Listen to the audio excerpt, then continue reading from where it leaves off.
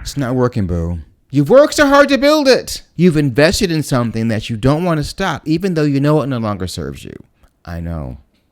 If you can't cut something, even though you know it no longer serves your life, stick with me. Let's break down the sunk cost fallacy when you continue investing in time, money, or effort into a failing project simply because you've already invested so much in it.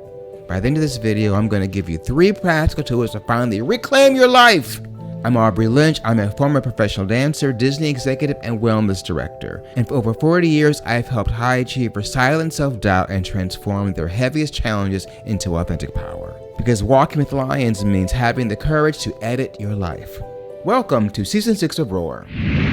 What do you do when the thing draining your soul isn't a toxic coworker or chaotic environment, but a massive success you built with your own 2 hands? Let's explore the psychological trap known as the sunk cost fallacy. In economics, this is the cognitive bias that pushes you to continue investing time, money, or effort into a failing project simply because you've already invested so much into it. You think, I can't quit now, I put too many years into this. In psychology, this manifests as the sunk cost fallacy in identity. We refuse to walk away from a career, a role, a relationship, or a version of yourself because it costs too much for you to build it. You become deeply enmeshed in your own past investments. You cling to a job title or a social circle that is actively suffocating you, just because you spent a decade earning your place in it. You must have the courage to practice what we call self-censorship. You have to learn the art and the power of the vibrant no. And sometimes you have to kill your favorite ideas to make room for the actual masterpiece. In your life, you may be doing exactly the same thing. You hold on to the dance numbers of your identity that no longer serve the larger story of who you are becoming. You may have spent thousands of dollars on a degree or given the best years of your life, your 20s, to climb a corporate ladder. You might have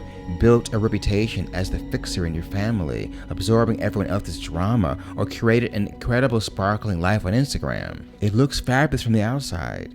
You have the trinkets, the title, the likes, the subscribers, but inside, you know you're performing a script you outgrew years ago. You're exhausted, and quite frankly, you're sick of the shenanigans. You're terrified to let it go because you think walking away means you failed. It doesn't mean you failed. It means you've evolved. Holding on to something just because you spent a long time building it is a guaranteed way to block your blessings and derail your true purpose. The roadmap to your highest self demands radical editing. It requires you step back, look at your life through the lens of a director, and ruthlessly cut the scenes that are keeping you stuck in the past. You might face pushback. You might disappoint people who like the old you.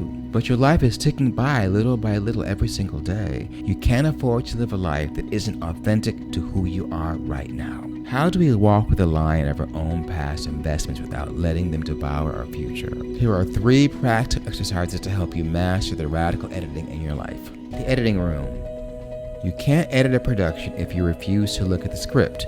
Take a hard, honest look at your calendar this week. I want you to identify one commitment, meeting, or habit that you are keeping only because you've always done it. Your action item is to deploy the vibrant no and cut it this week. Don't over-explain, don't over-apologize, reclaim your time. By consciously deleting the outdated commitment, you signal to your brain that you are no longer hostage to your own past routines. The stranger test, cognitive reframing. The sunk cost fallacy is deeply rooted in loss aversion. We hate losing what we already spent. To break this cognitive bias, we have to remove our emotional history from the equation. Ask yourself this question. If a complete stranger handed me this exact situation, relationship, or job today with absolutely no prior investment of my time or energy, would you accept it? If your answer is no, then your past investments are holding you hostage. Your present self knows the truth. It's time to pivot. Legacy focus. We get so caught up in the daily grind that we lose our macro vision. Ask yourself, if I were the director of my life's movie, would this scene make the final cut? Does this job, this friendship, or toxic environment serve the ultimate narrative of your highest self? If it doesn't contribute to the legacy of love, light, and impact you want to leave behind, you must start the exit strategy. Honor your core values and leave the rest on the cutting room floor.